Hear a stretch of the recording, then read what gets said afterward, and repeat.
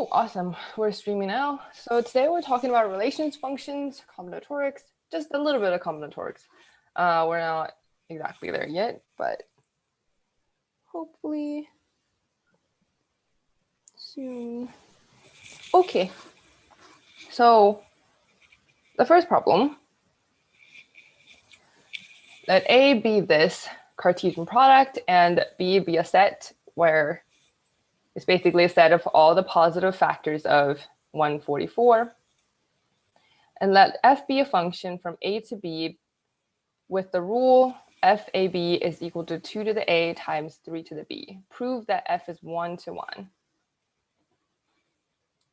1. How do we prove something is 1 to 1? What do we start with?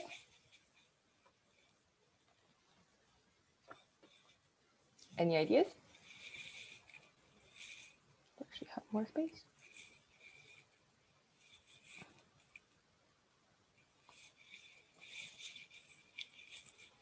Okay, so in order to prove 1 to 1, we have to assume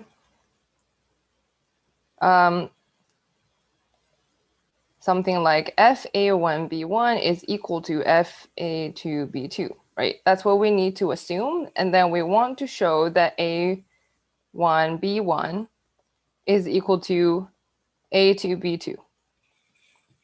Remember that we have two variables here instead of one. That's why it looks like this. Normally it would just be, fx is equal to fy, and then you want to prove that x is equal to y. Right, so then let's start. Let A1, B1, A2, B2 in A be given such that FA1, B1 is equal to f of A2, B2. Okay, so we have that. And we want to prove that A1, B1 is equal to A2, B2. So what do we do now?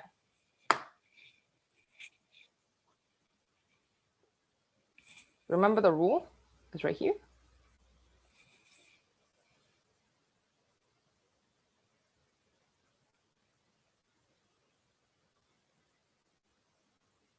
So now we plug in.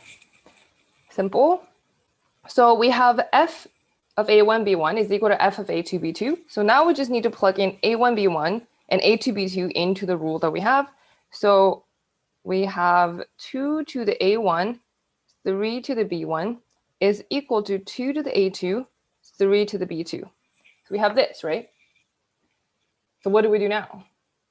Yes, I see somebody saying plug those into the rule. Yes. So what do we do now? Remember, the goal is to show that A1, B1 is equal to A2, B2. So basically, A1 is equal to A2, B1 is equal to B2. So what do we do? Some algebra.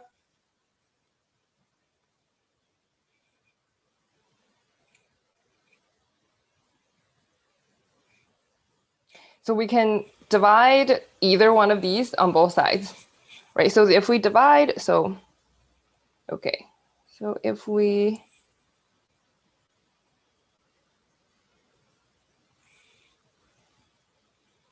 divide the right one, then we get something like this, right? So then let's continue with algebra. We have 2 to the A1 minus A2. And then we have 3 to the B1 minus B2 is equal to 1, right?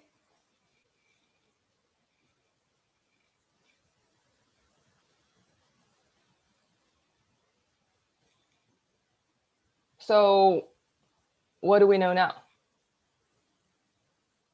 2 to the something times 3 to the something has to equal to 1. What does that mean? It means that they both must be raised to the power of 0. Yes, exactly. That is very true. So that means A1 minus A2 is 0, and B1 minus B2 is 0. And then add the A2 on both sides, we have A1 is equal to A2. And on this side, we have B1 is equal to B2. And then you can say a conclusion. Thus, A1, B1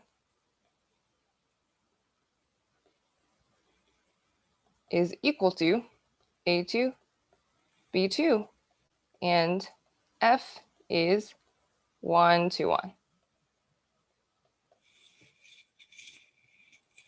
Okay, any questions?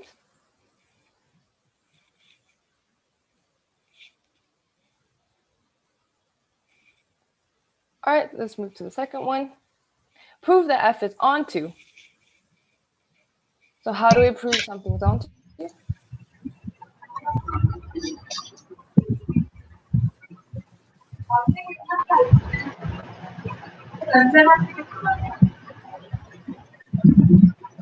Can someone mute their mic? Really loud.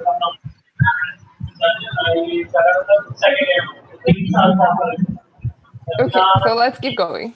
How do we prove something's onto? We want to show that for everything in a codomain, there is a corresponding x or xy and then corresponding element in the domain that maps to it for everything in the codomain.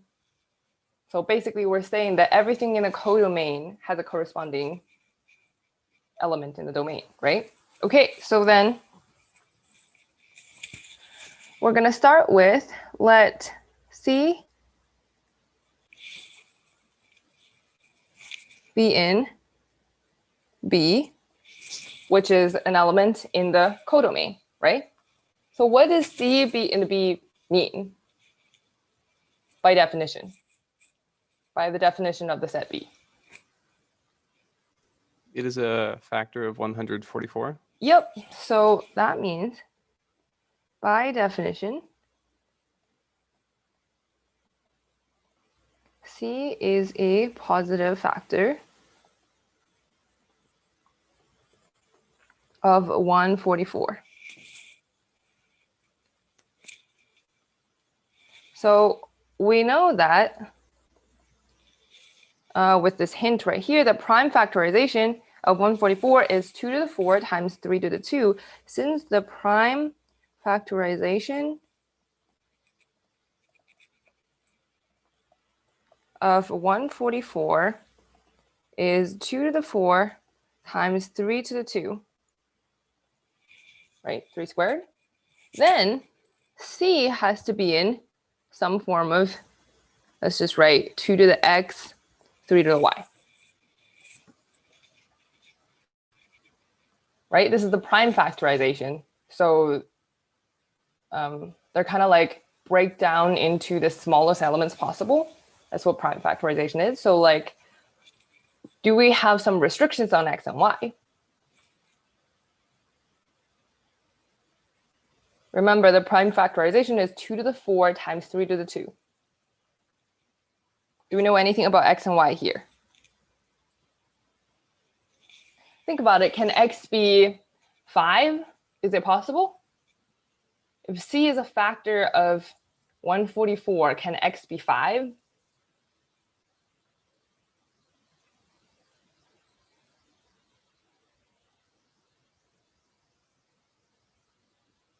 So someone says x is a multiple of 4, y is a multiple of 2, but that's not a factor, right? You're talking about that's a multiple of 144. Or some, like, yeah, it's a multiple, right? So think about it like this. C has to be a factor, right? So 144 is equal to 2 to the 4 times 3 to the 2. So that means 2 times 2 times 2 times 2 times 3 times 3, right? So any factor has to be some combinations of these things, of these 2s and 3s. So it could be like a 6, or it could be like a 12.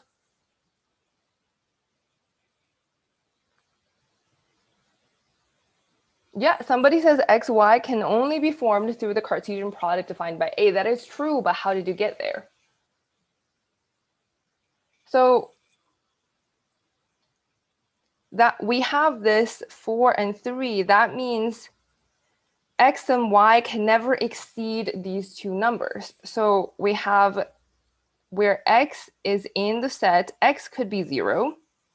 3 is a factor of 144, right? So that's 1, x is 0, y is 1.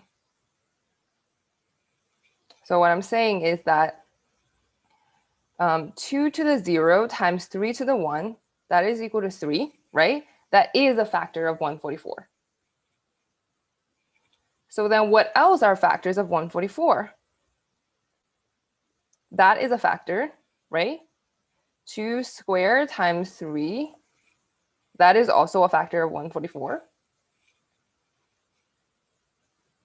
Do you see the patterns here? So we're saying that this exponent, these exponents of the factor can never exceed the exponents for the prime factorization of 144. Yes, exactly. I see an answer in the chat. So x has to be 0, 1, 2, 3, or 4. One of these two. One of these 5 things. And y has to be in 0, 1, 2. Does that make sense? Any questions about this?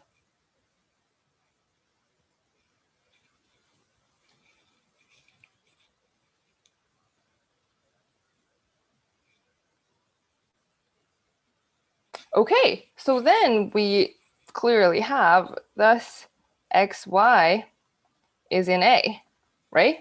That is the exact definition of A. So we can write and here, maybe that's a little bit clearer. So x and y both have to satisfy these two sets. So xy is in A. And fxy is equal to C.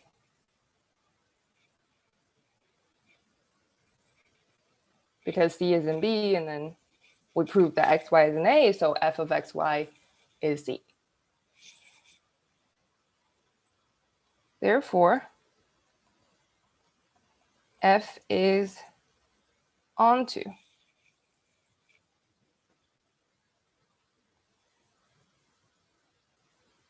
Any questions about this? I hope this makes sense.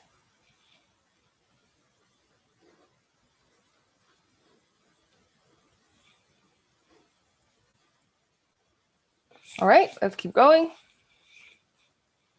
So using parts A and B, what can we conclude about the cardinality of both A and B? So we just proved that. So, okay, we have F is 1 to 1. That's from part A, right? And then F is onto, that's from part B. So from F is 1 to 1, what do we know about the cardinality of the two sets?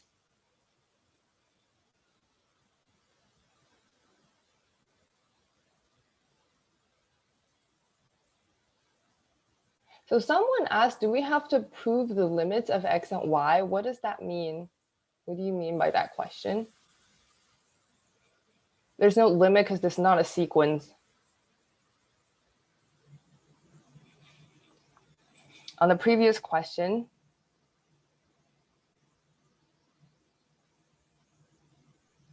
yeah. Go ahead. So we said x is an element of 1, 2, 3, or 4. 0, 1, 2, 3, or 4, yes. Sorry.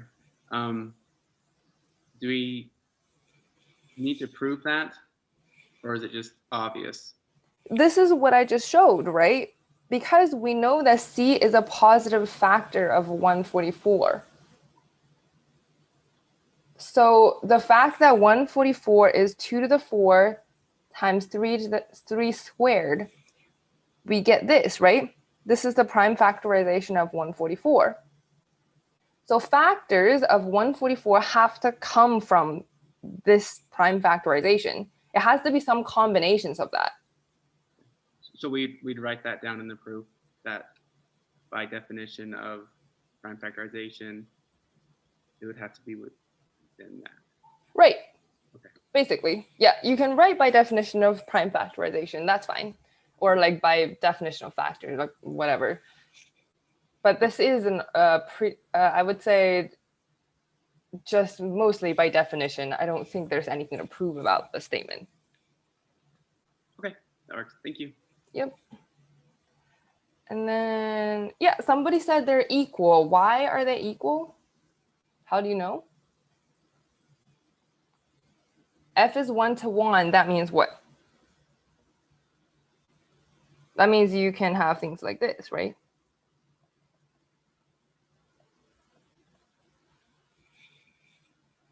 So this is A, this is B. So that means the cardinality of A is less than or equal to the cardinality of B. Right? So what about onto? So onto means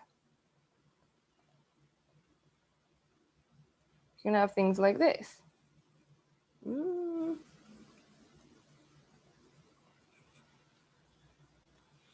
Right?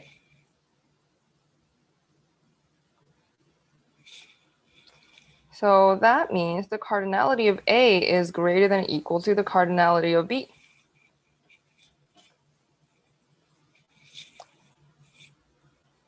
Therefore, they have to be the same.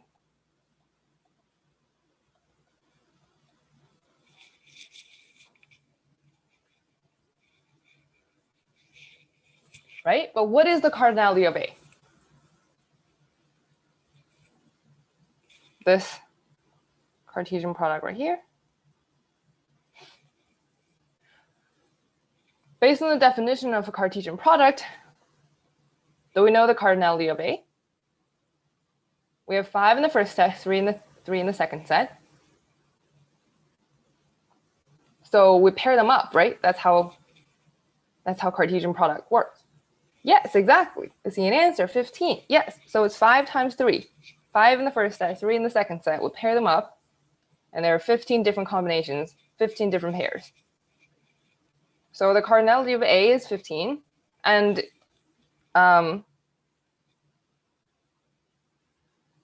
for B, there are also 15 factors for a 144. Any questions about this?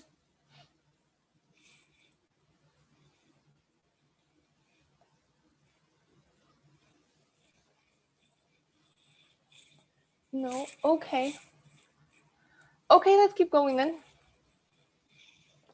Problem on relations. This has something to do with what I think some of the problems in the homework for tomorrow. Yes. So let's do this one. For each of the following relations on the set A of letters in the English alphabet, decide if it is reflexive, irreflexive, transitive, and antisymmetric. R1 is that we have alpha and beta, such that alpha immediately precedes beta in alphabetical order. So that means something like AB, BC, XY. It would be really annoying if somebody doesn't know the order of the alphabet, but I'm hoping that everyone does. And R2 is that alpha and beta, where alpha comes before beta in alphabetical order. So that means something like AC would work too, AE, right? Okay, first of all, tell me, what does reflexive mean? So how do we prove something, like how do we show something is reflexive? Do I have more space? Yeah, I do have more space. Okay, reflexive. What does it mean? For all A in A, what happens? For a relation to be reflexive. If there is a point AB, there must be a point BA if A is not equal to B. So that's symmetric, not reflexive. Reflexive says for all A in A is in the relation. So you have these like doubled pairs, sort of AA, BB. Yes, somebody typed it in the chat. Okay, what about irreflexive?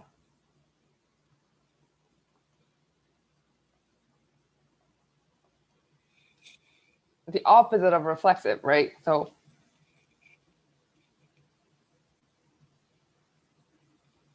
Yes, A is not in R. Yep. So remember that not being reflexive doesn't imply that it is irreflexive, okay? Like you can have sets that some, like you have some of the elements that look like AA, but some other ones that don't. So like, for example, if we have something that looks like this is not reflexive, right? Because we don't have 2, 2 or 3, 3. But then it is also not irreflexive because we have the 1, 1.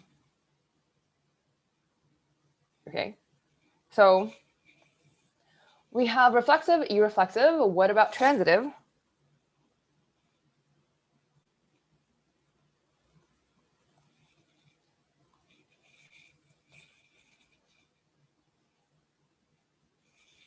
Let's start for all A, B, C in A. What does transitive mean?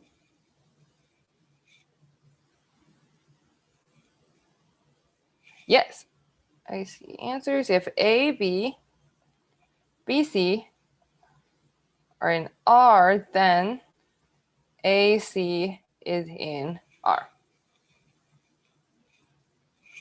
All right, the next one, last one, anti-symmetric. For all A, B in A. So reverse what you just said about being symmetric. So what is anti-symmetric?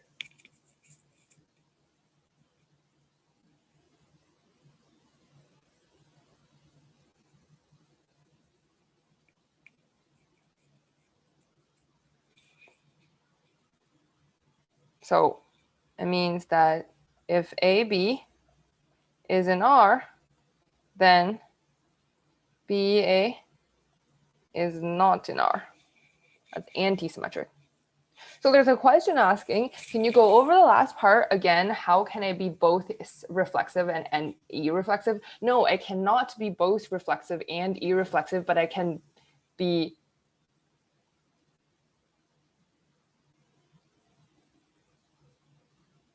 it can be not both. I don't know how to phrase it. Yes, it can be not both. Like this set right here is an example of not reflexive and not irreflexive set. Yes, neither. Yes, exactly. Oh, and then it has to be where there's a condition A cannot be equal to B. If A is B, then it could be AA could be in R.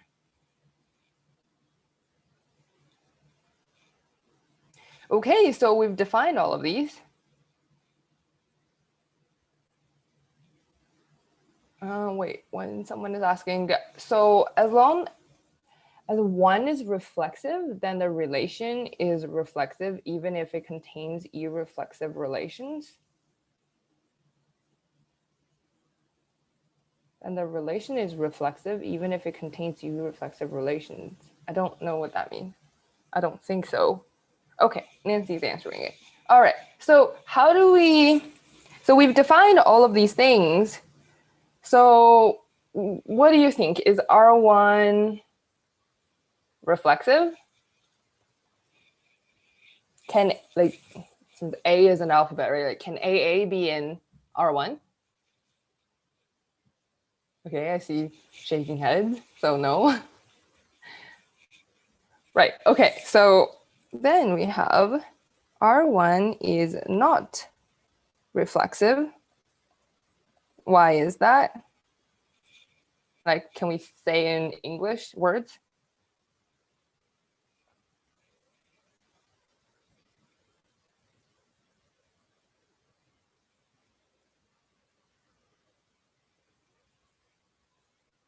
Since no letter can immediately precede themselves, right? I'm not gonna write it, but you can write it. Okay, so is R1 irreflexive? Yes. Yes, exactly. Why is that? Because A immediately precedes B, so therefore it's impossible for A and B to be equal. Yes, sure. That makes sense. Yes. Or you can say just by the same argument, right? Like no letter can immediately precede themselves, so it has to be irreflexive. AA cannot in the relation, cannot be in the relation. Okay, is R1 transitive?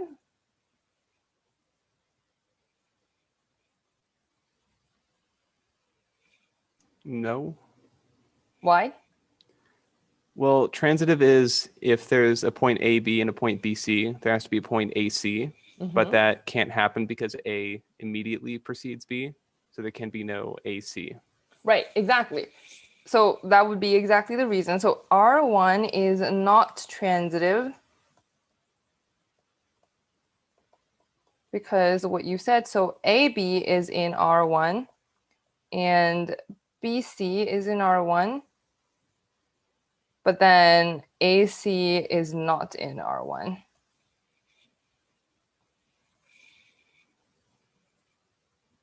Okay, so is it anti-symmetric?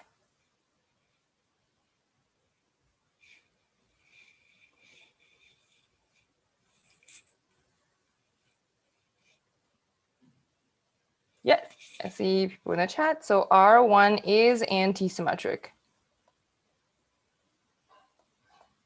Why?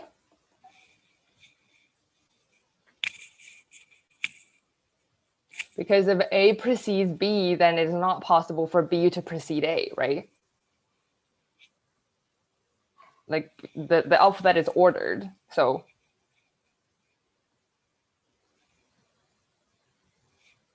Okay, so what about R2? Let me write down R2 again. Alpha, beta in A cross A, where alpha comes before beta in alphabetical order. Okay, is R2 reflexive?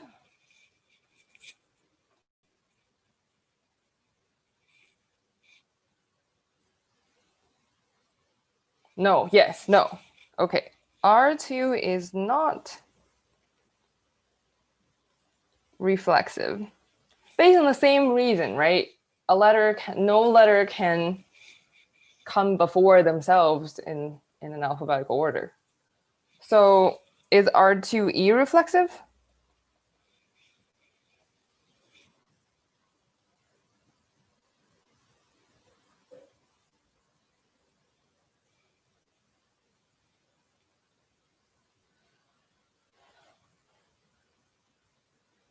People are saying no. For which one? Yes, it is irreflexive, right? It's the same reason as before.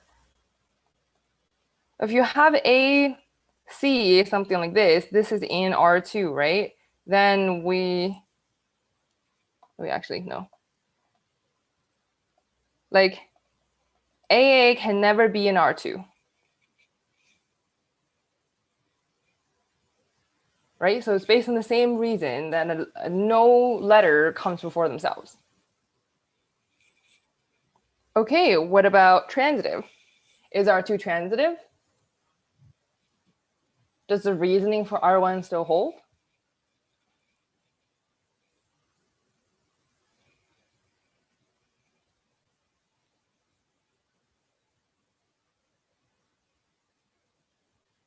Yes, it is transitive. I see answers in the chat. It is transitive because AB is in R2, BC is in R2, and AC has to be in R2, right? A precedes B, B precedes C, B comes before C, then A also comes before C. Yep. Okay, the last one is R2 anti-symmetric.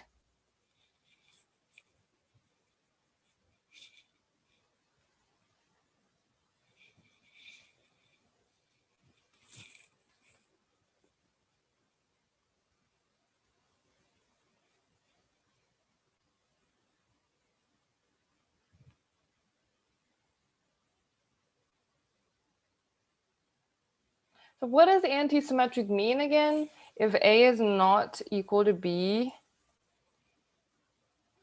AB is in R2, then BA is not in R2, right?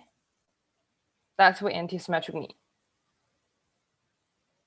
Yes, exactly. So R2 is anti-symmetric because of the exact same reason that, you know, a letter,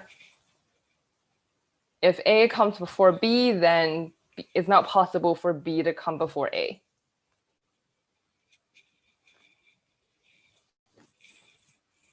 Any questions?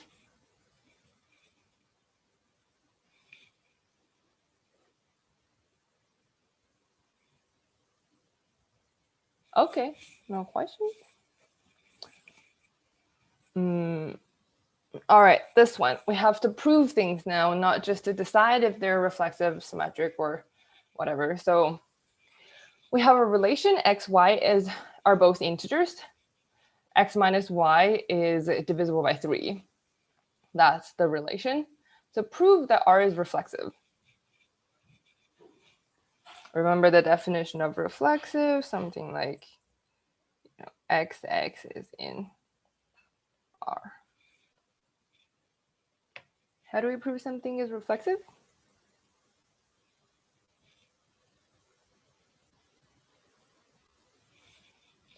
I'm just gonna go by the definition. This shouldn't be too hard.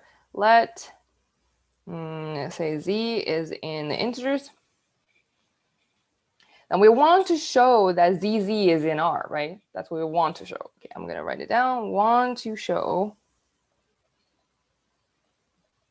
zz is in R. How do we do that? Plug it into x minus y and see if it's divisible by 3. Yep, exactly. So z minus z is a 0, right? Is that divisible by 3? Yes. Yes, exactly. Which is divisible by 3. So zz is in R, right? And R is reflexive. Just write a conclusion. So what about B? How do we prove that it is symmetric? Symmetric means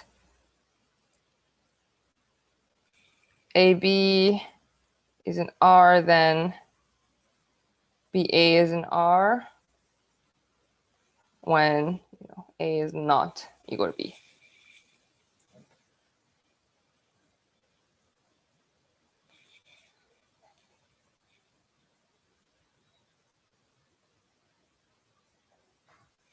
So we're gonna basically do the same thing, right? Let x, y be in R. Then by definition, x minus y is equal to 3m for some m in z, right? That's what it means to be divisible by 3.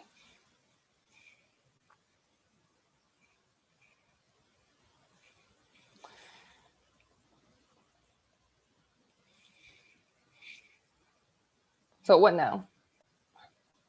We want to show y minus x is also divisible by 3, right?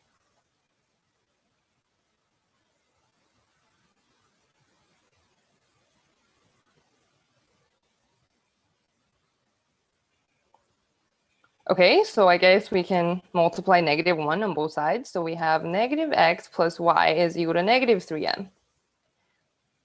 So y minus x is equal to negative 3m, which is equal to 3n for n in z, where n is equal to negative m.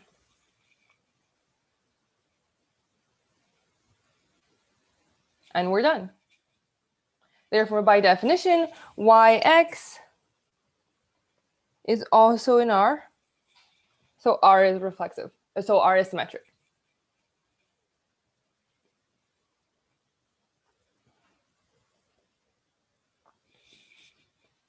Any questions?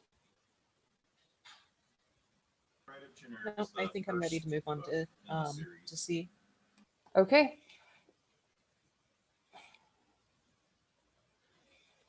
Show that R is transitive. Hanur. So I guess assume that XY is in R and that YZ is in R Yep. for some X, Y, and Z in the set of integers. Yep. And what do we do next? Anyway, what reminded me of that is And then their by definition their of R, consoles, like just instead set of up having raised the buttons, have holes, and by definition of and they poke divisible, out set their up claws the to push equations for buttons. the X, Y, Okay. and for the YZ. For the, oh God, this guy. Mhm. I don't All remember right. what the human does to And deal then with that. add the He might shove his silencey pokes in the there. left side of the second equation to the left side of the first, and the right side of the So that- second yeah. equation to the right So side of that's the first. pretty- So like this. You know, when you mentioned the typing, it reminded me of that. Yeah. I mean, they do have fingers, unlike our kitties, which just have Okay. Yeah. fingers. Oh, yeah. And then do some algebra, right? Yeah. By closure, m plus n is also in Z. So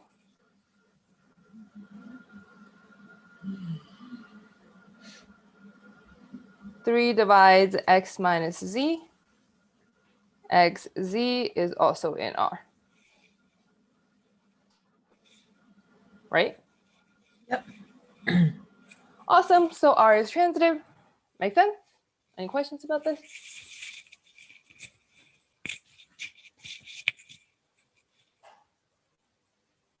Okay, so the last part asks, what is the partition of Z induced by the equivalence relationship R? What is a partition of Z? What do we think? So how can x minus y to be divisible by 3? What does that tell us about x and y? Think about the remainder theorem, the divisibility division theorem, divisibility theorem. That talks about the remainders. What does it tell us about x and y if x minus y is divisible by 3? They both have the same remainder. Exactly, they have the same remainder. So they have to be, it doesn't matter where they are in integers, they have to have the same remainder when we divide by 3, right? So what kind of partition does this give us? You have one set of all of the integers with the remainder of 0 when divided by 3, and all of the ones with the remainder 1 and all the ones with the remainder 2. Yep. So the partition would be P0, I guess you can P1, whatever, is going to be Z and Z such that Z is equal to 3n for some n in Z. Then P1 would be 3n plus 1, same thing. P2 would be 3n plus 2.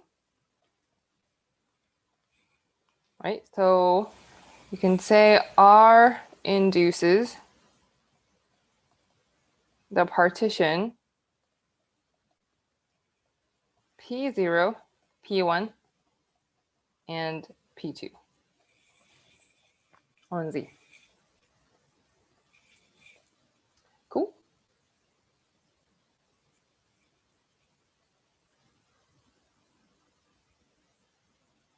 Any questions? What chapter is this division theorem? I don't know. It's the really simple one that any integer can be written in the form of 3n, 3n plus 1, 3n plus 2 is the one that we've been using for a while. That helps. Okay, next question. Consider, how does it induce a partition? Wouldn't the relation just be in P0? Yes, the relation would be, but we're talking about elements in Z, right? So we're talking about the set here. We're not talking about the relation, right? So x and y, they could be, 8 minus 5. That's also divisible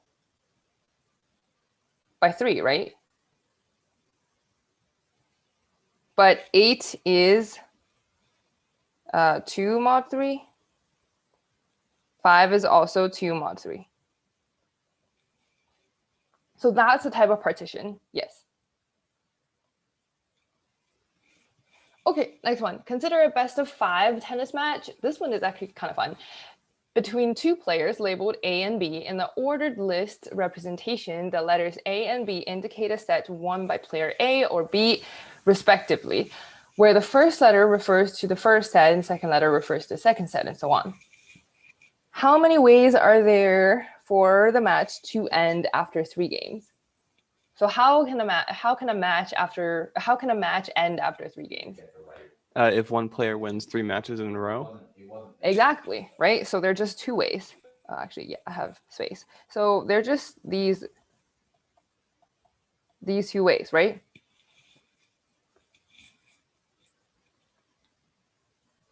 Okay, next one. Explain why the answer for part B is how many ways are there for player A to win in exactly 4 games?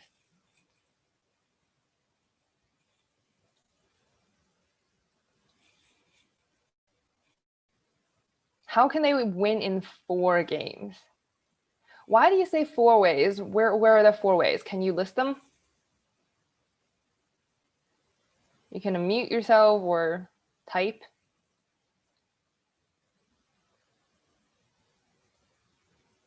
Right, okay, that's great. Someone says B. Are you gonna let me write?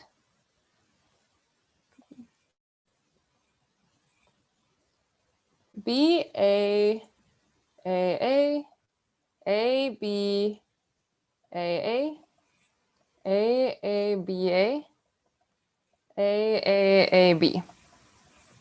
Someone said this, right? So we, and also other people have realized that this would, A would have won.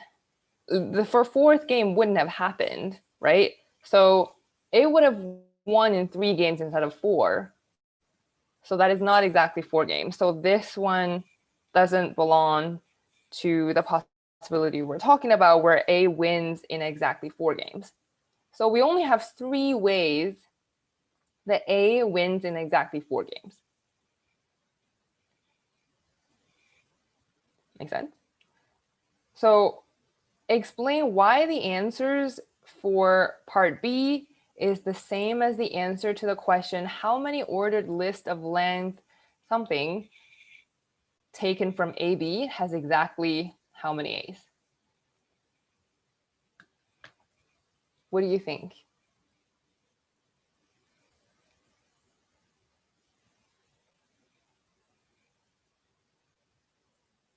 This is a little tricky. 2, because A has to win the last game. Yes, exactly. So length of how many though? Length of 3, right? Yeah, length of Wins 3 with exactly. exactly 2 A's. Yes, because the last one doesn't matter. The last one, A doesn't have a choice. A has to win. If A doesn't win, then A doesn't win in exactly 4 games, right? A has to win the last game, and then A has to win 2 before that in the first 3 for A to win in exactly 4 games, right? So if we draw the blanks, so we have 4 blanks, right? Representing the 4 games. A has to win this one. A doesn't have a choice. So there's no other types of possibilities here. So we disregard this and we consider the first 3. And A has to win 2 of these games. And then the possibilities are these, right? So that's what it means by how many ordered list of length 3 taken from AB has exactly 2 A's. Does this make sense? Any questions? Okay, we'll see another example, how many ways are there for player A to win in exactly 5 games?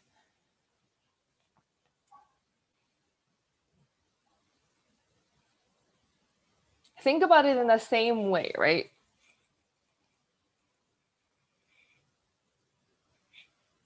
A has to win the last game, right? So let's draw it again. A has to win the last game, correct? For A to win in exactly 5 games. So what about the first 4 games? If A won just once, then B would have won already, right? If A won 3 times, A would have won already. So that means A has to win 2 out of these 4. 2 out of 4. Does that make sense? So we have to have 2 A's and 2 B's in the first 4 and A in the last one. So you can list them. BB, AAA, BA, BAA, BAA, BA. Oh, I think that's everything with B. Starts with B. And then A, B, B, A, A, B, A, B, A, A, B, B, A. Yeah, you should try to write them in order, okay? Just move the B slowly backwards or forwards, whichever way. You can write them the other way around as well, but just try to write them in order. Okay, so can we fill in E then? The answer to part D is the same as the answer to the question, how many ordered lists of length something taken from A, B have exactly how many A's?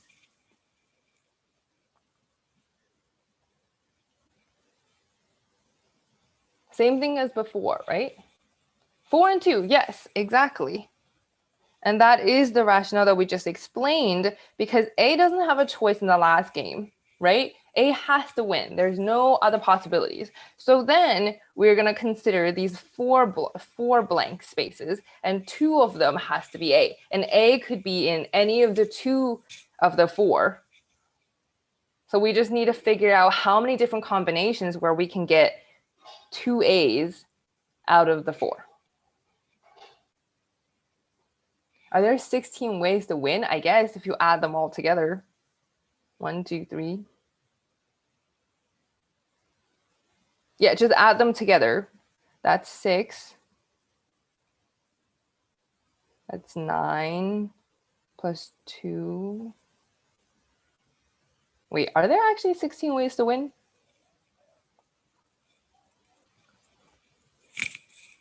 So we just said A wins in exactly 5 games. So we have 1, 2, 3, 4, 5, 6. So 5 games. We have 6, 4 games. We have 3. Right? And 3 games, we have 2. So that's the number of ways that we can win. Or are there more, you think?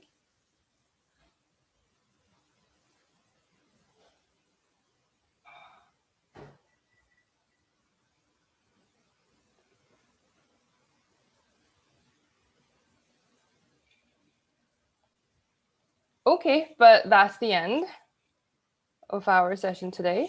I think we actually went through all the problems that we wanted to. So that's great. Any questions you can ask now. If not, then have a great day. And good luck with your homework that's due tomorrow.